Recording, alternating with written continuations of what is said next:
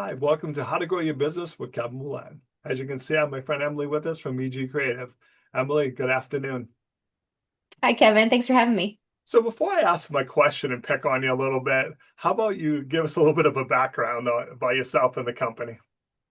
Sure. So, as you said, my name's Emily. I run EG Creative Content here in Lowell, Massachusetts, and I provide SEO writing and consulting services to companies who want to figure out how they can better connect with their customers online and then make sure that their websites are showing up in search, like Google search and even now AI search.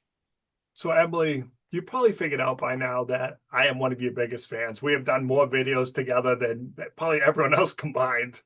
But you know what, Emily? I don't need you anymore because I have ChatGPT and other AI. So you're done, Emily. I don't need any of your help anymore. I'm just gonna go out and put it in AI, get my blog post. Woo! Probably not, You right? wound Probably You not. wounded me, Kevin. You wounded me. Yeah, hate to rain on that get rid of Emily parade, but that is not quite that easy. So you mentioned just plugging into AI and getting a blog post. And, I'm glad you used that as an example because that's understandably what a lot of people are interested in. They're like, creating content is hard, it takes a lot of time. AI can do it for me. The problem is this.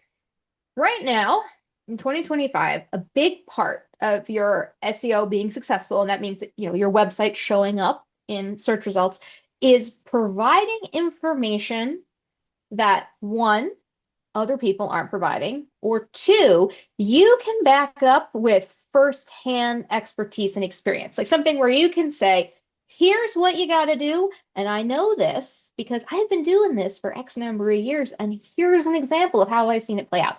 So those two things are most important. Okay, so you say, why can't ChatGPT do that? Well, one part of that expertise and experience has to come from you as a first person. So sure, you could start with a rough draft by ChatGPT and you could edit it to put that first person anecdotes and experience in there. That's not terrible. But the other part is still a problem, and that's the part where you have to be adding some information that goes beyond what's already out there on search results. That's not to say every single thing you have to talk about on your blog is new. I mean, there's a limit to how we do certain things. Like sometimes there's just a process, and that's how the process goes. But generally speaking, if you ask ChatGPT to put together a blog post, it's going to scan what's already online and it is going to create another version of exactly that. It will not. So ChatGPT is a really great tool for summarizing, but it can't create completely net new ideas. So if you want to use ChatGPT for writing, you still have to do a lot of manual work. You have to be, I'd say people could reasonably use ChatGPT to help them brainstorm ideas. You could have a conversation with it back and forth, brainstorm ideas.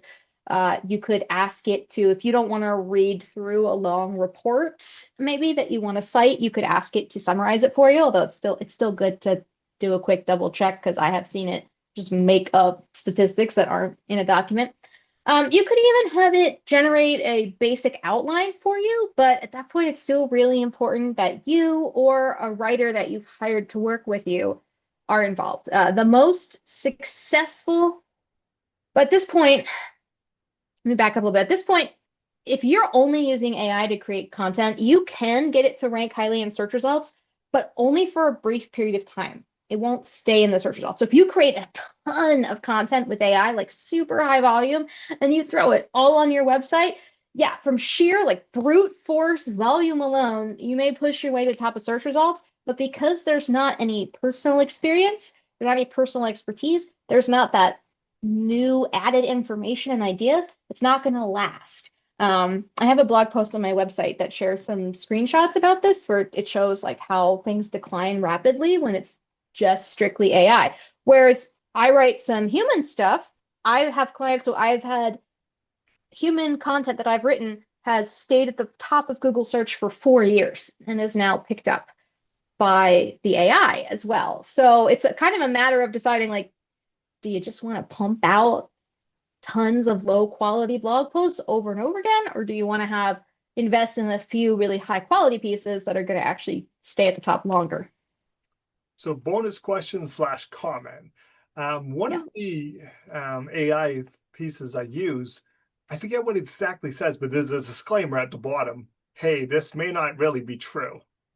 So Yeah. that should kind of scare you if you're using it for your business, or even just all kidding aside. We talked about in a previous episode that things change in everyone's industry. So something that may have been relevant in SEO a while ago may not be relevant anymore, but you're picking that up and putting it in your blog post or on your website. And someone who understands it's looking and going, what? Come on, Emily, that is so 2000, like I have no respect for you anymore and won't choose to do business with you because even as a non-SEO person, I know that's not what you do anymore. So you got to be careful about making sure that it's accurate too, right? Yeah, and I'm really glad you brought that up because this is becoming a problem. There are some big companies, like I won't name names, but these are names that you would know. These are big names. You probably have their products in your house right now, or you have within the past month, and they have been caught essentially using AI to make advertisements or write content. And the way they're caught is because the content and the advertisements they are putting out have completely made up things in them. And people are like, wait a minute, that's not real. That's not a real fact. They're presenting it as fact, and people are like, this is not a thing.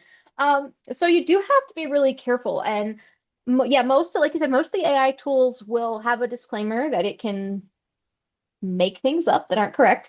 And what you brought up about relevancy is important too, because so when you do a regular, like you can make ChatGPT search the internet, but if you don't click the little search icon when you're typing in your prompt, you're just having a regular conversation with the AI. And that regular conversation with the AI, most of what it's spitting out is based on its training data. And the AI tool's training data is typically about a year old.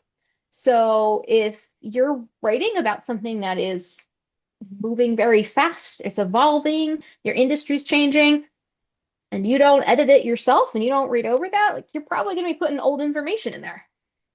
That's a big deal and stuff. So Emily, if people want to talk about how to use SEO, how to combine it with AI, what's the best way to reach out to learn more? Best way to reach out to me is through my website, egcreativecontent.com, or find me on LinkedIn. Emily, I appreciate you taking a few minutes to call on the show. And as always, thanks for being my friend. Thanks, Kevin.